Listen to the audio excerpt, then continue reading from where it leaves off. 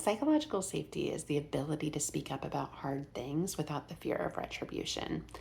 So, how do you do that in a workplace where people might not trust each other, where there might have been negative experiences that people are harboring from the past, where there might be some relationships in jeopardy?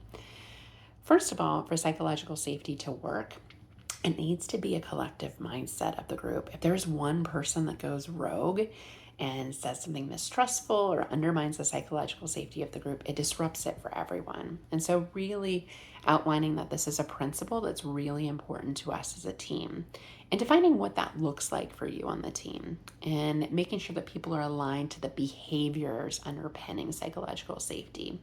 So, speaking up, being candid is probably the primary associated behavior with psychological safety. So, really saying that that's okay, that that's encouraged, that's something we want to do. And when it happens, we're not going to retaliate like we might get defensive or other things that could disrupt that psychological safety.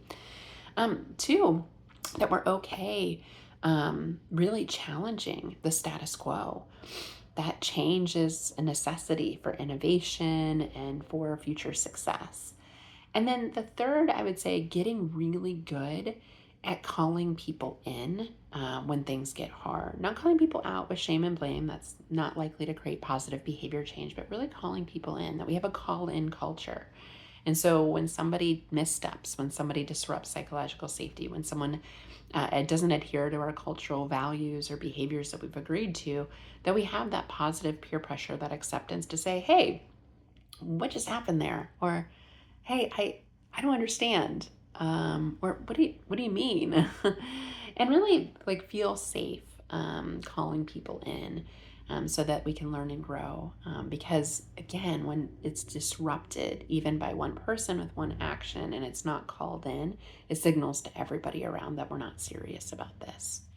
So, cheers to you and your allyship journey to practicing psychological safety.